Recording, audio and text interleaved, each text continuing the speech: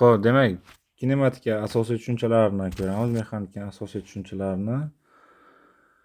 Xo'p, nazariy savollarni javob beradigan bo'lsak, birinchisi aytyapti, vaqt o'tishi bilan jismning fazodagi vaziyatining boshqa jismlarga nisbatan o'zgarishi jismning mexanik harakati deb aytiladi. Birga B javob. Xo'p, birga demak B javob ekan. Keyingi savolimiz, mexanik harakatning nechta va qanday turlari mavjud? Ilgarilanma, aylanma va tebranma harakati mavjud. 2 ga A bo'ladi. Uchinchisi aytgan, quyidagilarning qaysi birida mexanik harakatning qaysi turi sodir bo'lmoqda? Demak, birinchi mashina tepalikka ko'tarilyapti, demak ilgarilanma harakat qilyapti. Ikkinchisi o yer atrofida aylanyapti, demak buni harakati aylanma harakat hisoblanadi. Uchinchisi esa o'sha arg'imchoqdan osib turgan qizmi, o'g'ilmi, xullas oldinga va orqaga borib kelyapti, ya'ni tebranma harakat qilyapti. 2 ga, ya'ni 3 ga D javob bo'ladi. To'rtinchi savolimiz, demak quyidagi hollarning qaysi birida jismlarning moddiy nuqta deb hisoblash mumkin? Poyezd Toshkentdan Nukusga bordi, demak birda olishimiz mumkin. Ko'prik, poyezd ko'prik ustidan o'tmoqda. Yo'q, 2 ola olmaymiz. 3. Nexia avtomobili 10 metr yurib to'xtadi. Yo'q. 4. Ekskavator tuproqni qazib, Isuzu yuk mashinasi yuklamoqda. Yo'q, bu ham. 5 ga sportchi yugurib stadion atrofini bir marta aylanib chiqdi.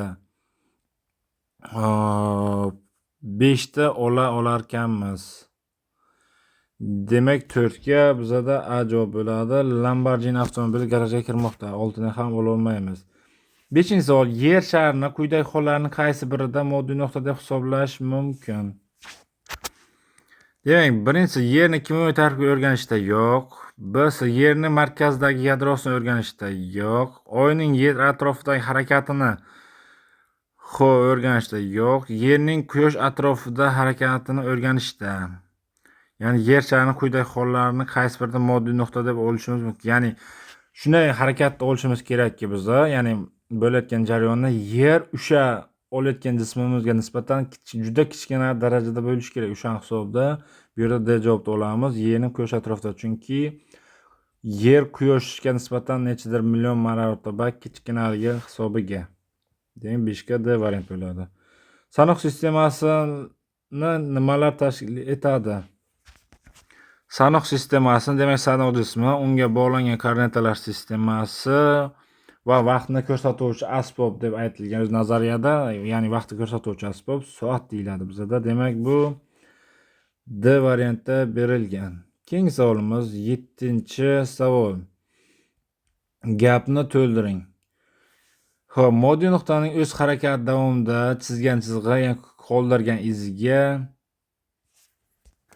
trayektoriya deb aytiladi. Ya'ni 7 ga A javob. 8 ga nuqtalar o'rniga kerakli iborani qo'ying. Moddiy nuqtaning biror vaqt oralig'ida qoldirgan izi uzunligi yo'l deb ataladi.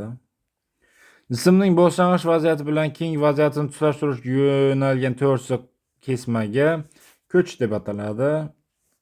Mototsiklchi yo'lga chiqib, bir muddat o'tgach o'z o'rniga qaytib keldi. Shunda hisoblagichda ko'rsatkichi 300 km ga ortdi. Mototsiklchi yo'li va ko'chishini toping. Mototsiklchi demak, xo'p, demak 10-savolmi bu? Ma'lum bir nuqtadan A nuqtaga B nuqtaga kelyapti. Yo'q. B nuqta emas. A nuqtadan chiqib, ma'lum bir masofani yurib, yana A nuqtaga qaytib kelyapti mototsiklchi. Xo'p, bu yerda yo'l uzunligi, ya'ni L yo'limiz 300 km bo'ladi bizda. Ko'chishimiz esa ko'chish moduli 0 ga teng bo'ladi, chunki boshlang'ich nuqtasiga qaytib keldi. Ko'chish deb mana tepada ko'rdingizlar, boshlang'ich va oxirgi nuqtasini tutashtiruvchi kesmaga ko'chish deb ataladi. O'sha hisobiga 300 va 0 degan javob bo'ladi. Demak, o'ngga C javob. 11-savol. Geologlar guruhi avval sharq tomonga 12 km, so'ngra g'arb tomonga 16 km yurib to'xtadilar. Guruh necha kilometr masofaga ko'chgan? Xo'p, demak 11-savolni ko'radigan bo'lsak, xo'p, mana shu nuqtani belgilaymiz. Bu sharq, g'arb shimol, janub va shimol. Ana endi geologik guruhi sharq tomonga 12 kilometr yuribdi. Demak, bu tomonga 12 kilometr yuribdilar. So'ngra g'arb tomonga 16 kilometr yurdilar. Ya'ni shu nuqtadan boshlab, mana shu yerdan boshlab, bu tomonga qarab 16 kilometr yurdi. Ya'ni hop, mana bu nuqtaga qaytib keldi ular, qaytib. Boshlang'ich va oxirgi nuqtasini tutashtiradigan bo'lsak, mana bu yer bilan mana bu yer tutashtiradigan bo'lsak, mana shu x ni toping demoqchi. Ana endi bundan kelib chiqadiki, x plus 12 teng bo'lishga nimaga? 16 ga. Chunki mana ikkita kesma uzunligi teng. Shu yerni x topadigan bo'lsak, 4 ga kelib chiqar ekan. Demak, 4 kilometrga geologlar guruhi ko'chgan ekan. 12 futbol maydoni bo'ylab 40 metr sharqqa, so'ngra 10 metr shimolga. Xo'p, 12-savol. Xo'p, yana chizib olamiz. Sharq, g'arb. Xo'p, keyingisi demak janub va shimol. Futbolchi maydon bo'ylab 40 kilometr sharqqa. Kelinglar, mana shu yerdan boshlab 40 kilometr sharqqa yuribdi. 40 kilometr dema, 40 metr demoqchi edim. Demak, 40 metr sharqqa yuribdi. So'ngra 10 metr shimolga. Xo'p, shu yerdan turib bu yoqqa qarab 10 metr yuribdi. 10 metr shimolga. Xo'p, so'ngra sharqqa yana 10 metr yurgan. Ya'ni tepaga 10 metr chiqqan ekan.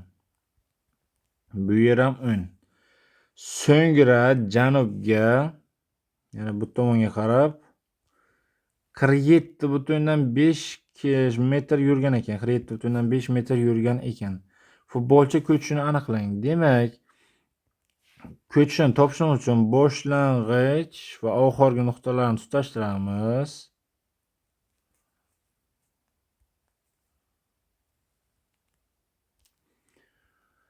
Ana endi bu Pifagordan topsak bo'ladi. Ana endi qaranglar, mana bu yer ham xo'p, 10 bo'lgandan keyin bu tepasi ham 10 bo'ladimi? Shuni hisobiga mana bu yerdan mana bu yergacha, ya'ni yashil bilan chizayotganim. Xo'p, necha bo'ladi? 37,5 bo'ladi. Tepasini hisoblaydigan bo'lsak, xo'p, mana bu yergacha 40 edi o'zi. Xo'p, ko'k bilan belgilay. Mana bu yerdan mana bu yergacha o'zi 40 edi. Unga yana 10 qo'shadigan bo'lsak, qancha bo'ladi? Общий mana bu yer 50 bo'lar ekan. Pifagordan topib, ya'ni a kvadrat plus b kvadratdan topamiz c kvadratda. Shuni hisobiga qo'yib hisoblaydigan bo'lsak, 37,5 ta kvadrati plus 50 da kvadrati. Ildiz ostida. Demak, nima chiqadi? C chiqar ekan biz. Endi buni hisob-kitob qilamiz. Demak, buni kalkulyatorsiz hisoblashga o'tadigan bo'lsak, 37,5 degani bu, xo'p, 75 taqsim 2 mi? 75 taqsim 2 ning kvadrati plus 50 da kvadrati ildiz ostida. Demak, 75 kvadrati taqsim 2 ning kvadrati 4 bo'ladi, plus 50 da kvadrati ildiz ostida.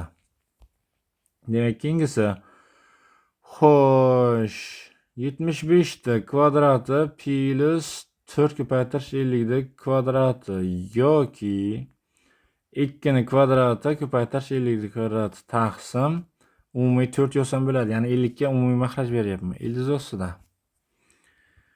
Ana endi sekin-sekin ildizlarni topadigan bo'lsak, bu yerda qarang, 75 ta 25 ta kvadrati ko'paytirilgan 3 ta kvadrat desam bo'ladimi?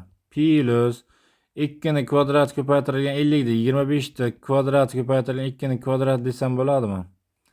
Demak, tayin chizadigan bo'lsam, xo'p, 4 ildiz ostida. Ana endi buni bu narigi tomonda davom ettiramiz.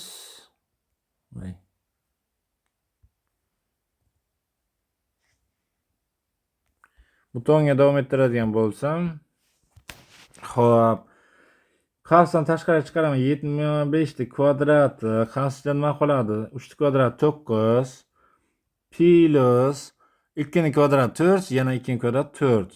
16 bo'larkan taqsim 4. Shuni ildizi. Xo'p. Ana endi 25 taqsim 4 dan ildiz 25 taqsim 2 chiqadi. 9 plus 6 ni qo'shsam 2 degani, 25 degan 25 dan 5 ildiz chiqar ekan. Ana endi buni hisob-kitob qilsak, 125 taqsim 2, ya'ni bu 67,5 degani ekan. 67 deb yozarman, 62 bo'lardi. 62,5 ekan. Demak, to'g'ri javob 12 ga D variant. 13-savol.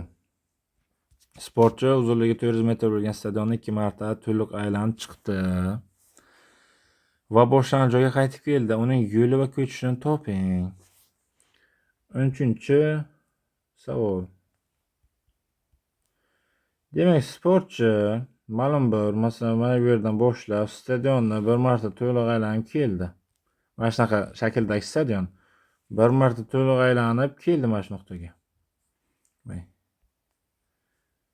Bu yerdan chiqdi, aylanib keldi mana shu nuqtaga. Xo'p, yaxshi. Ya'ni aylana bo'ylab aylandi demoqchiman-da. Uzunligi 400 metr stadion 2 marta aylanibdi. Demak, 2 martada bosib o'tgan yo'li 800 metr bo'ladi. Ko'chishi esa 0 ga teng bo'ladi, chunki boshlang'ich nuqtasiga qaytib kelyapti. Shuni hisobdan 800 ga 0 degan javob bo'lar ekan. Variant. 14-savol. Ko'ptok 2 metr balandlikka qo'yib yuborildi. Balandlikdan qo'yib yuborildi. Yerga urilib, u 1,5 metr balandlikda tutib olindi. Va so'ng shuncha balandlikda tutib ko'ptokning yo'li va ko'chishini toping. 14-savolda aytyapti. Tasavvur qilamiz, mana bu yerdan ko'ptok, mana bu yer. Uzunligi 2 metr, ya'ni 2 metr bo'lgan joyga kelib tushdi. Kelib tushadi bu 2. Keyin yerdan 1,5 metr balandlikka tutib olindi. Demak, mana buning uzunligi 1,5. 1,5. Mana bu yerdan mana bu yergacha 1,5. Ana endi buni, demak, mana bu yerdan boshlangan nuqta bo'lsa, ya'ni mana bu nuqtaga kelib to'xtayapti. Bir marta pastga tushib va tepaga 1,5 metr qolganda tutib olindi. Ko'chishi mana bu yashil bilan chizgan chizig'im bo'ladi, chunki boshlanish va oxir nuqtasi shu. Shu yer topadigan bo'lsam, bu yer x, ya'ni x ga 1,5 qo'shsak 2 chiqish kerak. Bundan kelib chiqadiki, x barobar 0,5 ga kelib chiqadi. Bu ko'chishi 0,5 ga teng. Yo'lini topadigan bo'lsam, xo'p. Общий mana bu yergacha 2,5 metr bosgan va bu yerdan bu yergacha 1,5 metr bosgan. Qo'shadigan bo'lsa 3,5 metr bo'lar ekan. 14 ga demak 3,5 ga 0,5 degan javob bo'ladi. Keyingi savol 15-savol. 15-savolda aytadi, jism gorizontal olmish gradus burchak ostida harakatlanib 3000 metr balandlikka ko'tarildi. Jismning gorizontal yo'nalishdagi ko'chishini aniqlang. Demak, jism mana bu yerdan xo'p, yerga nisbatan 3000 metr balandlikka ko'tarilibdi. Demak, balandligini xo'p chizamiz. Mana shu 3000 metr balandlik ekan. Shu lekin boshlanish nuqtadan u nima qilgan? Xo'p, gorizontal 60 gradusli burchak ostida harakatlangan. Ya'ni yerga nisbatan 60 gradusli burchak bo'ladi bu. 60 gradusli burchak ostida harakatlanib, uchun balandlikka ko'tarilibdi. Jismning gorizontal yo'nalishdagi ko'chini aniqlang. Ya'ni gorizontal yo'nalishdagi ko'chishi bu yerdan, yashil bilan chizay. Mana bu yerdan mana bu yergacha bo'lgan masofasi u gorizontal ko'chishi. Yo'lini so'ramayapti, e'tibor beramiz. Ko'chishini so'rayapti. Xo'p. Chizib qo'yaylik. Yashil. Ya'ni mana bu yerni so'rayapti. Ana endi bu yerda demak x deydigan bo'lsak 3000 taqsim x tangens alfa degan tangens alfa burchak qarshisidagi katetni yopishgan katetga nisbati. Tangens 60 gradusda, demak ildizosti 3 ga teng ekan. Ana endi shu yerdan x topadigan bo'lsak, tenglashtirib, xo'p, 3000 taqsim ildizosti 3 barobar x bo'lar ekan.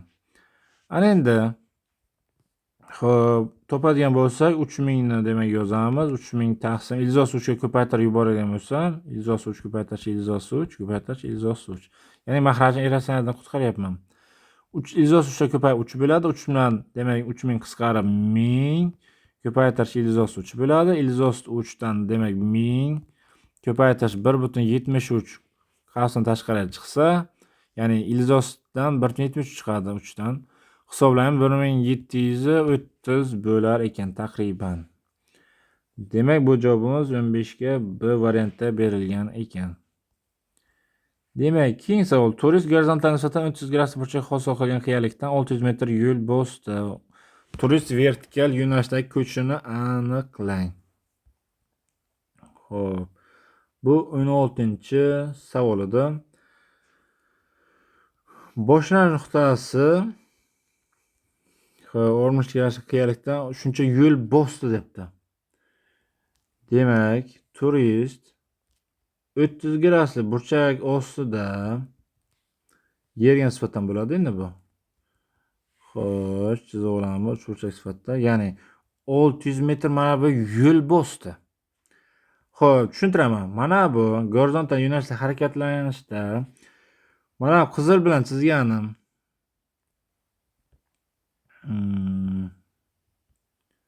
qizil qani endi bu yerda? Qizil bilan chizganim yo'l hisoblanadi. Xo'p, yashil bilan chizib qo'yaylik.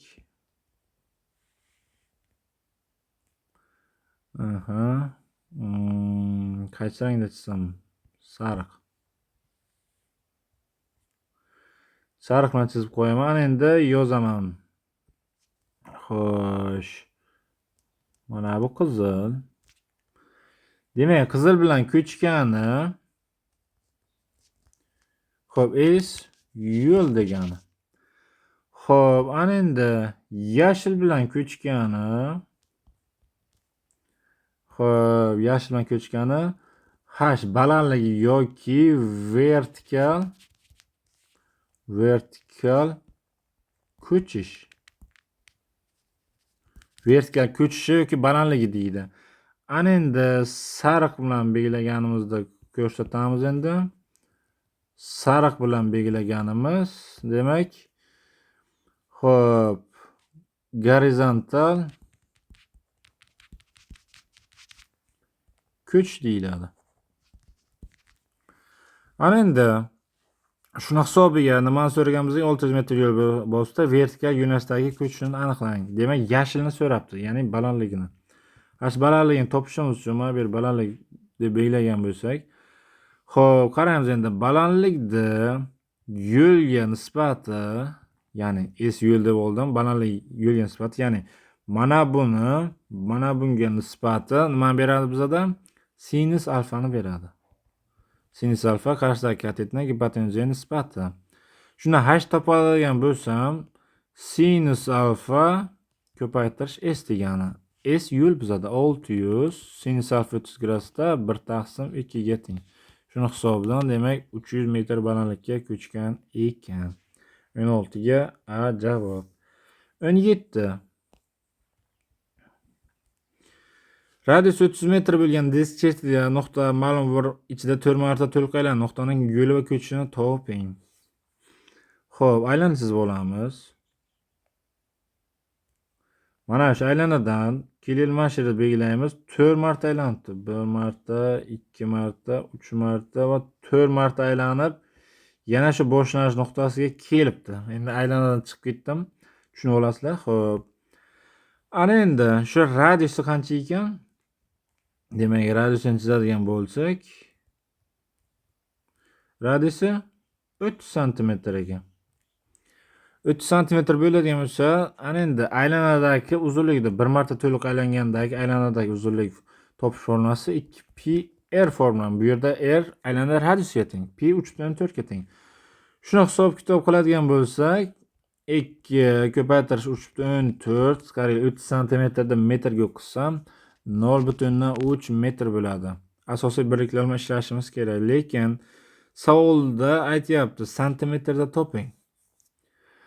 Xo'p, santimetr toping degani uchun metrga o'tkazishim shart emas. Santimetrda topib beraman. Ya'ni 30 santimetr yozsam javobim 30 santimetr chiqadi. 30. Ana endi shuni topadigan bo'lsam 60 kara 3/4. 60 ni 3/4 ga ko'paytiramiz. Demak, bizda hosil bo'lar ekan 188,4 ga teng bo'lar ekan. Ana endi bu bir marta aylanib chiqqanligi. Ya'ni bir marta to'la aylanib chiqsa 18,4 metr yo'l, ya'ni santimetr yo'l bo'lsar ekan. Shuni 4 marta aylanib chiqsa-chi, ya'ni shuni nima qilamiz? 4 ga ko'paytiramiz. Demak 4 marta aylanib chiqqanligi 18,4 ni ko'paytiramiz 4 ga. Bundan hosil bo'ladiki bizda 753,6 santimetrga yo'l olar ekan, ya'ni yo'l bosar ekan. Ko'chishini topadigan bo'lsak, boshlanish va oxir nuqtasi tutashtiruvchi kesma nuqta bo'lgani sababli 0 deb olamiz. S ko'chishini 0 deb olamiz. Demak, shuni hisobidan 753,6 ga 0 bo'lar ekan. C variant. 18-savol. Jism erasi aylanma bo'lak harakat qilinyapti. Aylananing 1/6 qismini o'tganda yo'l va ko'chish moduli qanday bo'ladi? Xo'p, tushuntiraman. Demak, bu aylana. Tasavvur qilamiz, yana mana shu nuqtada turibdi. 6 dan 1 qismi mana bu nuqta. Xo'p, bu aylana radiusi bo'ladigan bo'lsa, bu yerga tutashtiramiz, buni bu yerga tutashtiramiz. Xo'p, bizda ko'chishi, demak, boshlang'ich va oxir nuqtasini tutashtiruvchi kesmalik hisobidan. Xo'p. Mana bu yashil chizig'im bizda ko'chish bo'ladi. Yo'lni topadigan bo'lsak, yo'l mana bu. Yarim aylana bo'ladi. Xo'p, bu yerdan bu yergacha bo'lgan yarim aylana bu yo'lni berar ekan. Xo'p, ana endi shundan kelib chiqib yo'lini topadigan bo'lsam, L ya'ni xo'p, S deb yozaylik. S yo'li 2πr umumiy aylana uzunligi shundan 6 dan 1 qism bo'lgani uchun 6 ga bo'lamiz, ya'ni 6 dan 1 qism bo'lagi. Demak, joy-joy qo'yib hisoblaydigan bo'lsak, 2 ko'paytirish 3/4 ko'paytirish rimiz nechiga teng ekan? R ga teng ekan. Xo'p, son sifatda emas, forma sifatida toping degan ekan o'zi. Shart emas bu. Hisob-kitob qiladigan bo'lsak, 6 bilan 2 qisqaradi. Pi r taqsim 3 qoladi. Endi xo'p, mana bu yerdan xo'p, ko'chishni so'rayotgan ekan. Qaranglar, bu yer radius, bu yer radius. Aylananing 6 qismga bo'lingani uchun mana bu yer 60 gradus bo'ladi. Shuni hisobidan teng yo'l uchburchakda uchidagi burchak 60 gradus bo'lsa, demak bu teng tomonli uchburchak hisoblanadi. Ya'ni maxrajdagi burchaklari 60 gradusdan bo'ladi. Teng tomonligidan kelib chiqib, xo'p, ko'chishimiz, ya'ni mana bu yashil chiziq bizda R radiusga teng bo'lar ekan. Demak, ko'chishimiz bizda R va bosib o'tgan yo'limiz esa pi r taqsim 3 bo'lar ekan. 18 ga xo'p, pi r taqsim 3 ga R javob bo'lar ekan. 19-savol. 19-savolda havo shari biron-bir balandlikda vertikal ko'tarilgan shamol uni gorizontal yo'nalishda shunchaga uchirib ketdi. Havo sharining ko'chishi 0,2 kilometr bo'lsa, uni bosib o'tgan yo'lini toping. Xo'p, tasavvur qiling, havo shari mana bu yerdan qandaydir balandlikka chiqibdi. Yashilma chizamiz. Chiqibdi va gorizontal yo'nalishda 120 metr uni havo uchiribdi bu tomonga. 120 metr masofaga uchiribdi uni. Xo'p, ko'chishi 0,2 kilometr bo'lsa, ya'ni 0,2 kilometr degan bu 200 metr. Ko'chishini belgilaymiz.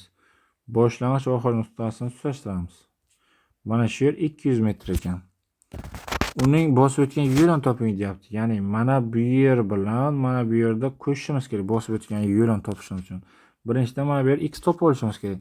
Bizda Pifagordan kelib chiqadigan bo'lsa x kvadrat plus 120 ni kvadrati barobar 200 ni kvadrati teng bo'lishi kerak. Shuni hisobidan x kvadrat topadigan bo'lsam 200 ni kvadrati minus 120 ni kvadrati.